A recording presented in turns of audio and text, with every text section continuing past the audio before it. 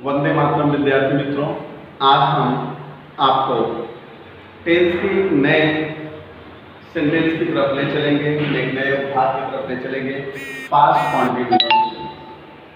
Continuous tense. Past मतलब भूतकाल और भूतकाल में कॉन्टिन्यूटी, बताने वाला टेंस पास्ट कॉन्टिन्यूअस टेंस।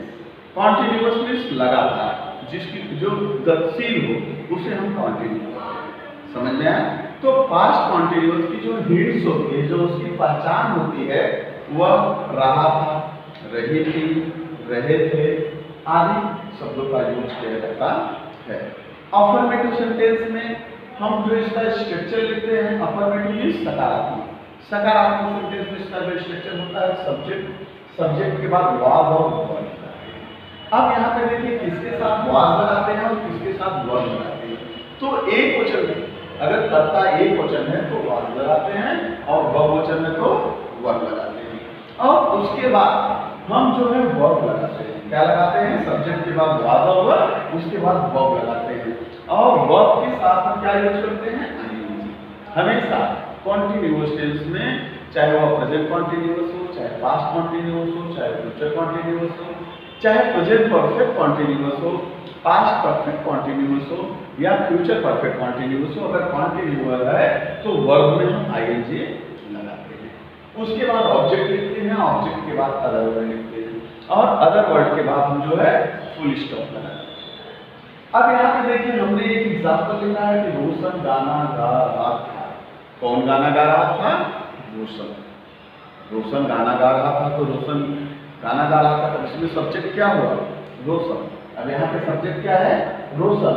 अब रोशन सिंगुलर नंबर है कि प्लूरल नंबर है? तो रोशन सिंगुलर नंबर है। तो सिंगुलर नंबर के लिए हम क्या यूज किए? वाज। सिंगुलर नंबर के लिए हमने यूज किया वाज। तो रोशन वाज। अब गाना के अंग्रेजी क्या होती है? सिंग, लेकिन सिंग वर्ब है तो हमने कहा वर्ब में हम आईएनजी लगाते हैं। तो क्या हो जाएगा? रोशन वाज सिंगिंग।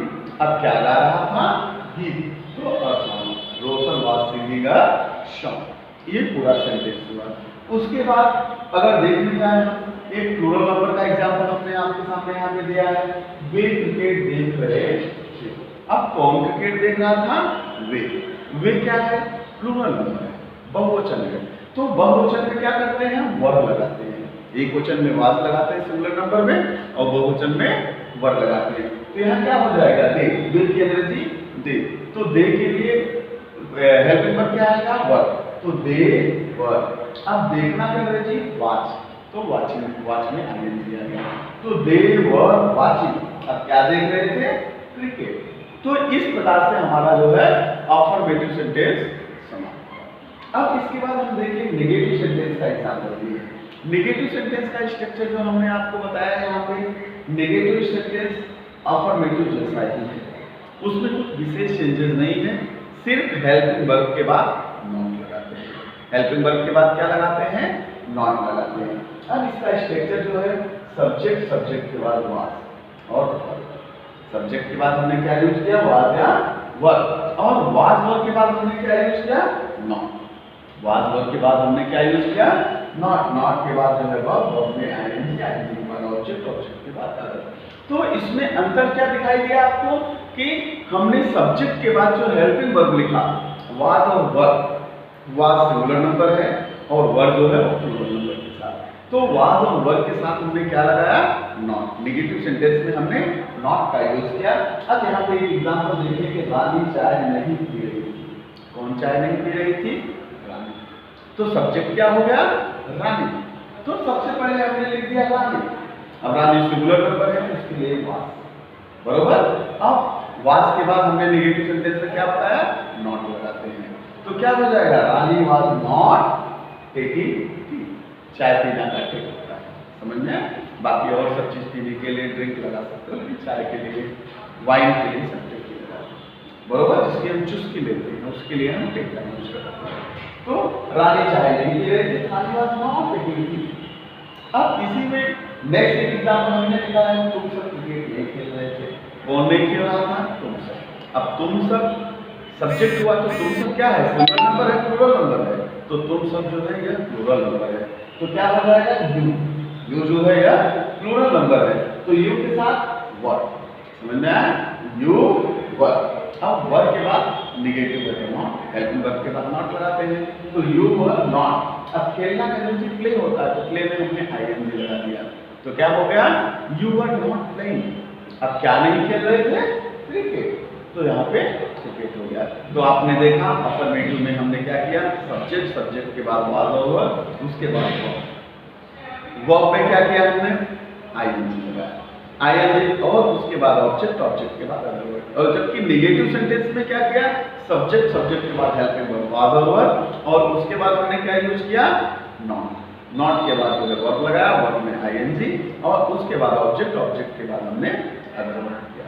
ऐसे ही मतलब इंट्रोगेटिव सेंटेंस में, इंट्रोगेटिव सेंटेंस मतलब प्रश्नवाचक वाक्य। अब प्रश्नवाचक वाक्य में हमने क्या किया, उसका भी स्ट्रक्चर हमने सेम पैटर्न पे लिया। प्रश्नवाचक वाक्य में हमने क्या किया, सबसे पहले WH लिख दिया, अगर WH बीच में है तो उसकी अंग्रेजी पहले लिखनी पड़ती है। उसके बाद हेल्पिंग वर्ब, अब हेल्पिंग वर्ब वाज और वर, सिंगुलर नंबर के साथ वाज और प्लूरल नंबर के साथ वर। वर के बाद फिर सब्जेक्ट, समझ में आया, सब्जेक्ट के बाद वर्ब, वर्ब में आईएनजी, आईएनजी के बाद ऑब्जेक्ट, ऑब्जेक्ट के बाद आपका अदर वर्ड, और उसके लास्ट में हमने क्या यूज किया, क्वेश्चन मार्क्स लगाया, समझ में आया, उसके लास्ट में हमने क्या यूज किया, क्वेश्चन मार्क्स लगाया। अब जैसे मैंने एक सेंटेंस लिखा कि राज खाना क्यों खा रहा था, राज खाना क्यों खा रहा था, तो मैंने यहाँ पे प्रश्नवाचक शब्द कहाँ लिखा, बीच में लिखा, क्यों को कहाँ लिखा, बीच में लिखा, तो हम उसकी अंग्रेजी कहाँ लिखेंगे, समझ में आया, अगर प्रश्नवाचक शब्द बीच में हो तो उसकी अंग्रेजी हम कहाँ लिखेंगे, पहले लिखेंगे, तो हमने यहाँ वाई लगाया। उसके बाद देखिए राज, राज सिंगुलर नंबर है, तो सिंगुलर नंबर राज है, इसके लिए राज के लिए क्या आया, कौन आया, तो वाई वाज, बरोबर, कितना क्लियर हो। उसके बाद खाना की अंग्रेजी क्या है, ईट, खाना की अंग्रेजी क्या है, ईट, तो मैंने ईट ही लिखा, लेकिन ईट में आईएनजी लगा दिया, क्योंकि कॉन्टिन्यूअस टेंस है, कॉन्टिन्यूअस में आईएनजी लगता है, तो why was Raj eating food, Raj खाना क्यों खा रहा था। ऐसे ही एक एग्जांपल और देता, क्या वे सब मंदिर जा रहे थे, तो कौन मंदिर जा रहा था, वे सब, वे सब क्या है, प्लूरल नंबर है, लेकिन यहाँ पे क्या पहले आया है, तो जब क्या पहले आता है तो उसके लिए हम उसकी अंग्रेजी नहीं लिखते, हम हेल्पिंग वर्ब पहले लिखते हैं, इसे ऑब्जर्विंग वर्ब बोलते हैं, समझ में आया, तो हमने हेल्पिंग वर्ब पहले लिख दिया वे, क्योंकि दे बहुवचन है, वे सब बहुवचन है ना, तो बहुवचन के लिए हम क्या लगाते हैं, बहुवचन के लिए वर्ब लगाते हैं, तो यहाँ पे हमने लिख दिया वर्ब, वर्ब दे।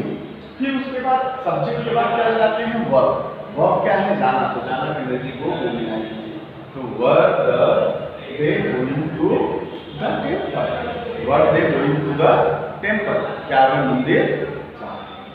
अब इसमें नेक्स्ट देखिए लास्ट टॉपिक है आपका interrogative negative sentence. Interrogative negative sentence मतलब प्रश्न भी पूछा जाए और नहीं भी हो, ऐसा सेंटेंस जिसमें प्रश्न भी किया जाए और ना भी हो, मतलब इसमें दोनों होता है, प्रश्न भी किया जाता है और ना भी होता है। तो ऐसे सेंटेंसों में हम सबसे पहले WH अगर बीच में है, क्या क्यों कहा बीच में है, तो उसकी अंग्रेजी पहले ले लेते हैं, तो WH हमारा पहले आ गया।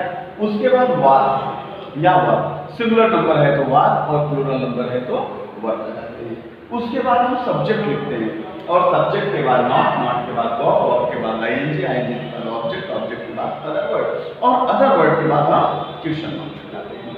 अब इसमें देखिए एक एग्जांपल के माध्यम से इसको भी समझते हैं कि राज स्कूल क्यों नहीं जा रहा है, कौन स्कूल नहीं जा रहा है, राज, तो क्यों नहीं बीच में आया है, तो जब क्यों इंट्रोगेटिव वर्ड बीच में आता है उसकी अंग्रेजी हम पहले लिखते हैं, तो हमने क्यों की अंग्रेजी पहले लिख दिया वाई, और वाई के बाद राज एक क्वेश्चन है, सिंगुलर नंबर है, तो राज के लिए, तो वाई वाज राज। अब यहाँ सब्जेक्ट, लेकिन सब्जेक्ट के बाद इंट्रोगेटिव नेगेटिव में हम सब्जेक्ट के बाद क्या लगाते हैं, नॉट, तो यहाँ क्या हो जाएगा, वाई वाज राज नॉट। अब नॉट के बाद हम फिर वर्ब, क्या काम कर रहा है, जा रहा है, तो गो में आएंगे, तो why was Raj not going, Raj क्यों नहीं जा रहा है, कहाँ नहीं जा रहा है, स्कूल, तो लास्ट में क्वेश्चन मार्क। ऐसे ही एक एग्जांपल और हमने लिया है, क्या सोनम अपने भाई के साथ नहीं घूम रही थी, अब कौन नहीं घूम रही थी, सोनम, लेकिन सोनल सिमिलर नंबर है, लेकिन यहाँ पे क्या पहले आया है। तो जब क्या पहले आता है तो उसके लिए हमें क्या की अंग्रेजी नहीं लिखनी पड़ती है, उसके लिए हमें क्या लिखना पड़ता है, हेल्पिंग वर्ब पहले लिखना पड़ता है। हमने लिख दिया वाज। तो was Sonal, was Sonal not wandering, was Sonal not wandering, क्या सोनल नहीं घूम रही है। अब यहाँ पे देखिए वाज पहले आया, उसके बाद सब्जेक्ट, सब्जेक्ट के बाद नॉट आया, वाज सोनल नॉट। अब घूमना का अंग्रेजी वांडर होता है, वांडर में आईएनजी लगा दिया, वांडरिंग। तो वाज सोनल नॉट वॉन्डरिंग। अब किसके साथ घूम रही है, अदर वर्ड क्या है, भाई के साथ, तो with her brother, was Sonal not wandering with her brother. तो यहाँ पे इस प्रकार से हमने लास्ट एक एग्जांपल और देखें, हमने दिया है कि तुम सब स्कूल में क्यों नहीं दौड़ रहे थे, तुम सब स्कूल में क्यों नहीं दौड़ रहे थे। तो तुम सब प्लूरल नंबर है, बहुवचन है, तो क्यों नहीं, क्यों बीच में आया, तो क्यों के अंग्रेजी हमने पहले लिख दिया व्हाई, और तुम सब के लिए क्या आएगा वर। तो why were you, subject you है, तो व्हाई वर यू, यू के बाद क्या आएगा not, why were you not. अब जाना दौड़ना का अंग्रेजी रन होता है, तो रन में हमने आईएनजी लगा दिया, तो why were you not running into the school. तो इस प्रकार से हमने आपको प्रेजेंट पास्ट कॉन्टिन्यूअस के चारों सेंटेंसों के बारे में समझाने का प्रयास किया है। इस वीडियो को जो है आप लोग जरूर देखिएगा, 1 से 2 बार देखिएगा और इसको प्रयास करिएगा कि यह अच्छे से जो है आपको समझ में आ जाए। अगर नहीं आए तो दोबारा देखने का प्रयास कीजिएगा, 1-2 बार जब देखने पर यह जरूर समझ में आएगा। और अगले वीडियो में हम जो है आपको पास्ट परफेक्ट के बारे में बताएंगे। पास्ट परफेक्ट जो इम्पॉर्टेंट चैप्टर है, तो आज पास्ट कॉन्टिन्यूअस में इतना ही। आप लोग अच्छे से देखें, अच्छे से रहें। आज के लिए इतना ही। Good morning, Vande Mataram.